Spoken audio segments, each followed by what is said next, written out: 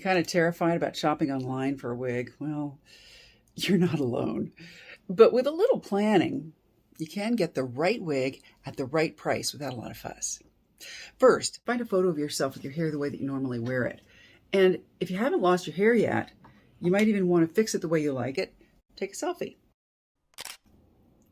These photos will be a handy reference when you're shopping. Believe me, they're a big help.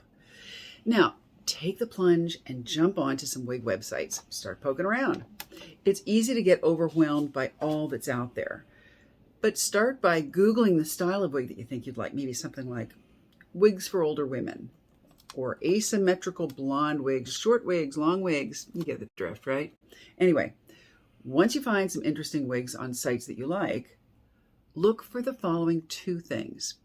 First, what is their return policy? This is very important. Many sites will give you a full refund within a certain time frame, or for more expensive wigs, they might charge a restocking fee of $10 to $25, but that is way better than eating the cost of a high-dollar wig that just looks tragic when you put it on. Also, the wig that arrives in your mailbox might look a lot different from what you'd ordered. Here's an example. I ordered a replacement for a wig that I loved in the exact same color. When it arrived, the color was kind of different from what I first got. Don't be afraid to return a wig if the return policy allows it. Second, do they have a wig expert that you can chat with online or by email? This helps eliminate a lot of guesswork. Here's where your photo will really come in handy, because you can upload it or email it to the consultant so they can make good suggestions for you. Okay, now what wig in all of this wiggy world is going to be right for you? Well, when you're shopping online, it's a good bet to start with something similar to your own hairstyle, because there's way less chance of wig disappointment. Here are before and after photos of my friend Melanie, who wasn't losing her hair, but she's an actress and doesn't always have time to get to a salon before an audition. So she found the perfect wig, Gia by Envy. She saw me wearing it in a Zoom meeting one day and she asked me about it. It's the one I'm wearing right now. And her hairdresser helped her choose the right color. After it arrived in the mail, her hairdresser trimmed the bangs for her. I think it's a really good match. My artist friend Devin wanted to have a little fun with color. Instead of going with her usual gray hair or even the brown color that she had before she went gray, she decided to go back to the blonde that she'd been as a child.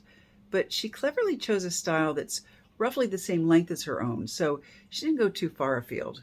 Look how cute this is. This is Aria by Tressalure in Velvet Cream from wigoutlet.com. You can tell she just feels great in this. Now, big question. Can you trust the pictures of wigs that you see online? It's a very important issue to navigate. Be careful of companies that post pictures of movie stars as if their real hair is a wig. I am pretty sure Jennifer Aniston and Jamie Lee Curtis aren't wearing wigs in most of these photos. Some sites make it look like the movie star's signature haircut is an actual wig that they're wearing. But what's really happening is the wig company is using these photos as kind of a come-on. The wig you get in the mail may look a lot different from what you saw in the picture. The exception to this is stars who have their very own, very legit and excellent lines of wigs, like Vivica Fox, Raquel Welch, Eva Gabor, Sherry Shepard, Daisy Fuentes, and others. And if you happen to like a star's personal style and taste, well, you might go to their wig site for inspiration.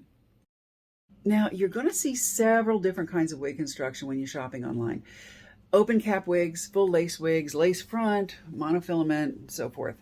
Each has its pluses and minuses, but before you shop, take a look at my Chemobean video, 6 wig types, to help you understand the differences and eliminate those that really wouldn't work for you. This cuts out a lot of frustration and confusion. For instance, if you're not somebody who enjoys fussing in the mirror, you're not going to enjoy fussing over a wig that needs to be styled. So a capless synthetic hair wig could be really a choice for you. These can look great, and they keep their style and shape beautifully from wearing to wearing. Would price be important to you? Well, a low price tag does not necessarily mean a crummy looking wig. Some of my very best wigs are the less expensive ones. If you're looking for something with more styling options and you don't mind spending a little more, you may want to opt for full lace or lace front wigs made of real hair. You may need to measure your head for the more expensive wigs. The Chemobean Measuring Your Head video shows you how to do that. And speaking of pricing, if you search around, you may find the wig that you want at a lower price on one of the big wig clearinghouse websites. Okay, once you've found one that you like, do your due diligence. Look for shopper reviews and videos from consumers on that specific wig. Look at a bunch of them because some shoppers are more savvy than others. Google the name, manufacturer, item number, and even the color of the wig. You may find YouTube videos of people trying on and reviewing the exact style and color that you're interested in. One real bonus of doing this is seeing your wig on people of different types and ages and ethnicities. It's going to make you feel much more confident about buying a specific wig than seeing it on an airbrush model. When you order, think about getting some accessories, a wig cap or two, some bobby pins, wig clips maybe to secure your wig cap, and you might want a wig stand as well to air out your wig. I like this collapsible one. The American Cancer Society's TLC website has a good low-cost wig accessory kit. Now don't be surprised if, when you get your wig in the mail and take it out of the box, it doesn't look 100% perfect on you. You might need to get the bangs trimmed or get tips on styling. Your hairdresser may be able to help you, and there are lots of tips and instructionals online. With a little help and care, I think you'll get it to exactly the way you want it. The most important thing is don't give up. When you're dealing with chemo, it's kind of normal to feel defeated about buying a wig. It can even seem frivolous and not worth the trouble to some of us. But having a dependable head of hair that you can stick on your head at a moment's notice can really help you feel more on top of things. And we all know feeling like we have control over something at this moment gives you a leg up in strength and sense of well-being. But if shopping is something that's absolutely not your thing, find a wig mentor, somebody who's already bought a wig successfully and is willing to hold your hand while you endure this ordeal. You'll get the hang of it before you know it, I promise. Well, thanks for watching. If you found this helpful, please share it with anyone you know who might need some encouragement and inspiration. And don't forget to like and subscribe. Happy wig shopping. And here's to your beautiful being.